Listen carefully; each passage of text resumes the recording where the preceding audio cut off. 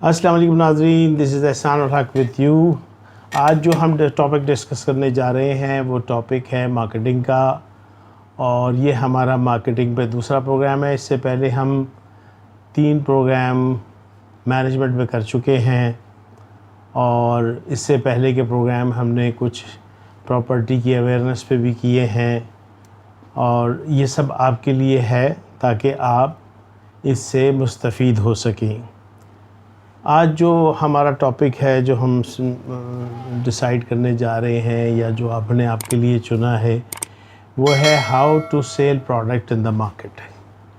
किस तरह एक प्रोडक्ट को मार्केट में हम सेल कर सकते हैं।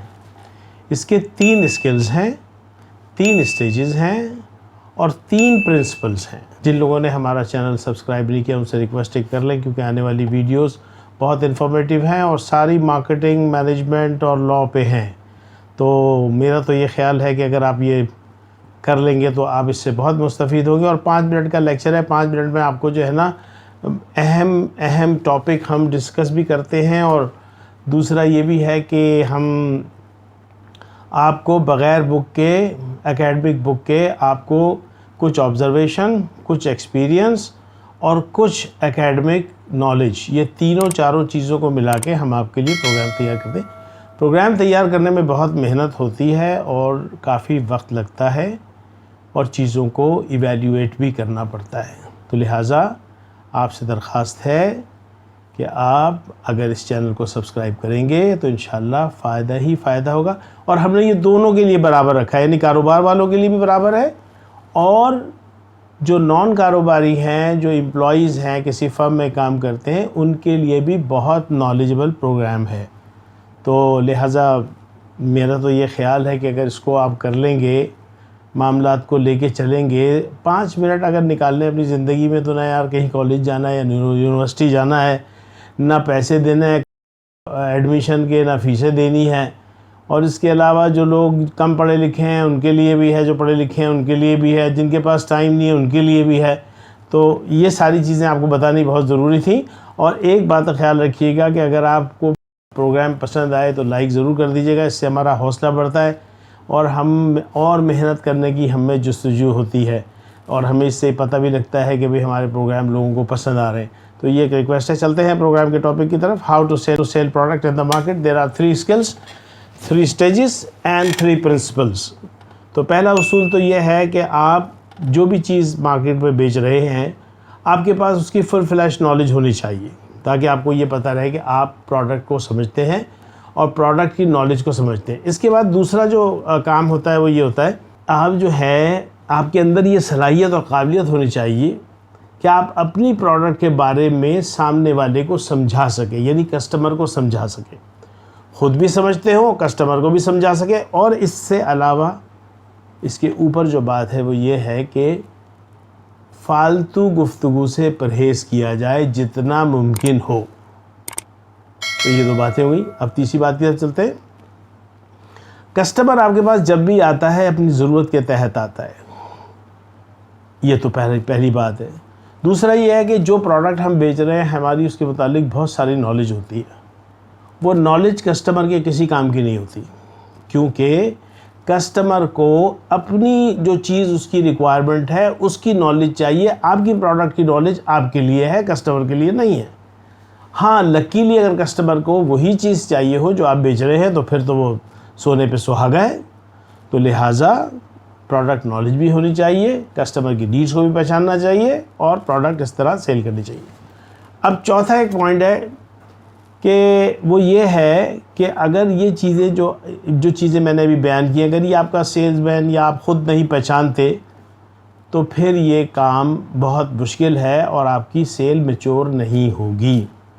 100%। अच्छा, पॉइंट ये है कि 100% कोशिश करें कि आपका कस्टमर जो चाहता है आप उसे वही दें, और उसको समझ लें, उसकी नीड्स को समझ लें, और उसकी जो रिक्वायरमेंट है उसको समझ लें, ताकि वो भी खुश हो जाए और आपकी सेल भी हो जाए। दोनों चीज़ें हमारी हो जाएगी। 100% जो मैंने बताया आपको, उसका मतलब यह है कि अगर आप 60, 70, 80% भी उसकी रिक्वायरमेंट से रेलिवेंट हो गए, तो आप उसे कोई ना कोई चीज़ दे ही देंगे। और यही वो जगह है जहाँ पता लगता है कि सेलमैन कितनी काबिलियत वाला है, या जो भी उस जगह खड़ा है उसकी प्रोडक्ट नॉलेज क्या है, उसके स्किल्स क्या हैं।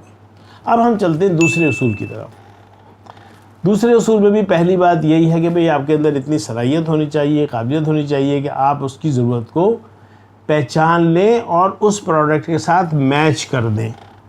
अगर प्रोडक्ट मैच हो गई, रिक्वायरमेंट मैच हो गई, तो सेल हो गई। इसका दूसरा पॉइंट है, यानी हमारे दूसरे उसूल का दूसरा पॉइंट है कि आपको उसकी पिन पॉइंट नॉलेज होनी चाहिए कि वो क्या लेने आया है। और तीसरी बात यह है कि if there is no pain no cell.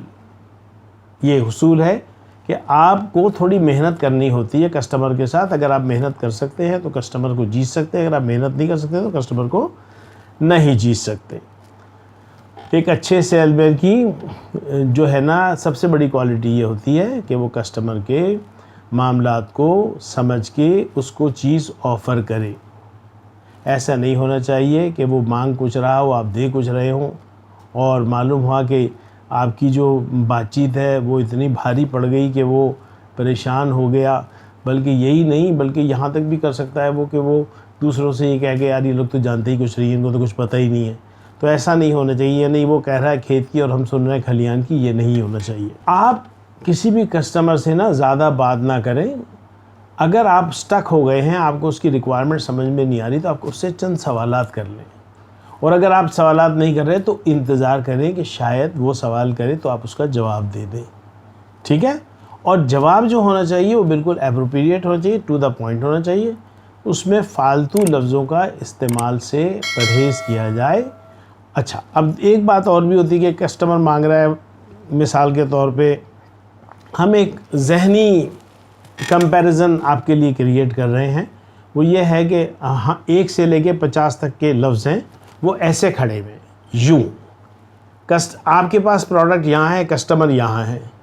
अब मालूम हुआ जब उसकी रिक्वायरमेंट आई, नीड आई, ये हुआ वो हुआ, तो ये डिस्टेंस कम होता चला है। मगर एक वक्त ऐसा आएगा ये डिस्टेंस मेंटेन रहेगा। ये डिस्टेंस उस वक्त मेंटेन रहता है जब understanding of the client needs is not fulfilled, not conveyed. फिर ये होगा कि वो आपसे फिर उस जब ये मकाम आ जाता है और यहाँ ये बातचीत चल रही होती है, तो फिर इसमें हमें ये करना पड़ता है कि हमें गैप को ब्रिज करना पड़ता है कि भाई इसको ज़रा सुने, उसको सुने, और उन दोनों को यानी नीड एंड सेल को मिला के कोई नतीजा निकालना पड़ता है। यही हमारा प्रॉब्लम भी है, यही हमारा सोल्यूशन भी है। और इसके दरमियान में जो चीज़ काम करेगी वो कहलाती है ब्रिज।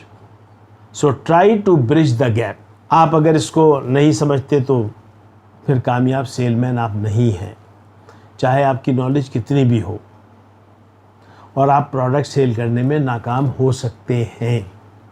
अगर आप नाकाम हो जाएं तो भी कोई बात नहीं है, आप एतमाद से बात करें कस्टमर के साथ, उनसे कहें कि जी मैं कोशिश करता हूँ, मुझे थोड़ा सा टाइम दें, मुझे कोशिश करता हूँ मैं आपकी रिक्वायरमेंट को पूरा कर दूँ।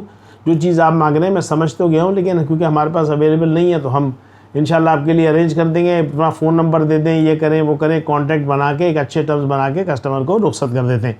इससे पहले भी एक स्टेज होता है जिसमें हम कहते हैं कि ऑल्टरनेटिव कोर्स ऑफ एक्शन। आपके पास या तो उस प्रोडक्ट का कोई ऐसा ऑल्टरनेट हो जो उससे मिलता जुलता हो, तो आप उसे वो भी दे सकते हैं, वो एक्सेप्ट कर लेगा। ही मे एक्सेप्ट और he may not accept, and he may go for the need he wants. तो इसमें ये भी एक पहलू है। चले अब चलते हैं तीसरे उसूल की तरफ। देखिए सारी बातें हमने करी ना, इसके बाद क्या होता है कि कभी कभी ना कस्टमर को एतराज़ात हो जाते हैं। वो कहता है यार क्या है, मेरा टाइम ज़ाया कर दिया, ये कर दिया, वो कर दिया, आपके पास चीज़ नहीं थी, पहले बता देते, बहुत सारे सवाल आए थे। तो इसमें हमने क्या करना होता है कि हमेशा याद रखें कि डिफेंसिव रहें, मतलब आप उसको कुछ ना कहें, उसकी बात दो सुन लें, और कभी भी बढ़ बढ़ कर बातें ना करें, कभी भी बदतमीज़ी ना करें, हमेशा अपने दिफा को इस्तेमाल करें। ऐसे डील ना करें जैसे दो बॉक्सर लड़ रहे हैं कि एक उधर से मार रहा है पंच, एक इधर से मार रहा है पंच। ये कारोबार तो नहीं है, ये तो झगड़ा लड़ाई हो रहा है, ये तो अच्छी बात नहीं है कोई भी, ना उस कंपनी के लिए, ऑर्गेनाइजेशन के लिए, शॉप के लिए, शॉप ऑनर के लिए, या अगर बात कर रहे हैं एम्प्लॉयमेंट की, तो किसी एम्प्लॉय के लिए, उसकी ऑर्गेनाइजेशन के लिए, इन चीज़ों के लिए इसका बहुत एहतमाम होना चाहिए और एहतियात होनी चाहिए कि ऐसा ना हो। अब अगर हमने ऐसा किया तो ये हमारी बहुत बड़ी बेवकूफ़ी होगी और ये नाकाबिल तलाफ़ी होगी। इससे हमें नुकसान ये होगा कि हमारा जो कस्टमर है वो 10 जगह जाके हमारी बुराइयां करेगा, हमारे बिज़नेस को ख़राब करेगा, और मालूम ये हुआ कि किसी एक सेलमैन की वजह से या किसी एम्प्लॉय की वजह से आपकी ऑर्गेनाइजेशन का ही तहस नहस हो गया। तो इन चीज़ों से परहेज़ ऑर्गेनाइजेशन को भी करना चाहिए, एम्प्लॉय को भी करना चाहिए, और अगर सेलमैन है तो उसको भी करना चाहिए। अपने दिमाग को बेहतर तरीके से ठंडा रखते हुए इस्तेमाल करना चाहिए। No nonsense, no argument. जो मैंने पॉइंट बताए हैं 1 to 50 उसके दरमियान में प्ले करें, ब्रिज को कम करें, गैप को कम करें, नीड को समझें, ऑल्टरनेट भी दे सकते हैं, वही चीज़ भी दे सकते हैं, कस्टमर से टाइम भी ले सकते हैं, कस्टमर को बहुत अच्छी तरीके से आप हैंडल कर सकते हैं। अब तीसरा एक और तरीका था, ये तो था 3 स्किल्स। अब आए और 3 प्रिंसिपल, ये तो हमने डिस्कस कर लिया। अब 3 स्टेजेस है। पहला स्टेज क्या होता है, जब कस्टमर आता है ना, ये ऐसे ही आपको बता रहा हूँ just for the knowledge, it has nothing to do with this lecture and everything, but still you need it. तो मैं समझता हूँ कि आपको इसकी ज़रूरत है, तो हम थोड़ा सा डिस्कस कर लेते हैं। जब कस्टमर आता है तो सबसे पहला पॉइंट होता है वेलकम, हो गया जी। उसके बाद आपने कहा have a cup of T, बैठें, तशरीफ़ रखें, चाय पिए। अब ये जो चाय का लफ्ज़ है ना, एक तो आने का लफ्ज़ हुआ, उसमें तो वेलकम करके कस्टमर को आपने इन कर लिया। उसके बाद आपने कहा have a cup of tea, इसका मतलब है you are going to discuss the requirement, needs, wants, सारी चीज़ें वहीं डिस्कस हो रही हैं।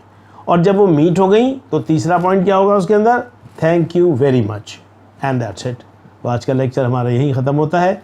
अपना ख्याल रखिएगा, चैनल पसंद आए तो ज़रूर लाइक कीजिएगा, और इंशाल्लाह मिलते हैं किसी नए टॉपिक के साथ। इजाज़त दें। अस्सलाम वालेकुम वरहमतुल्लाहि वबरकातुहू।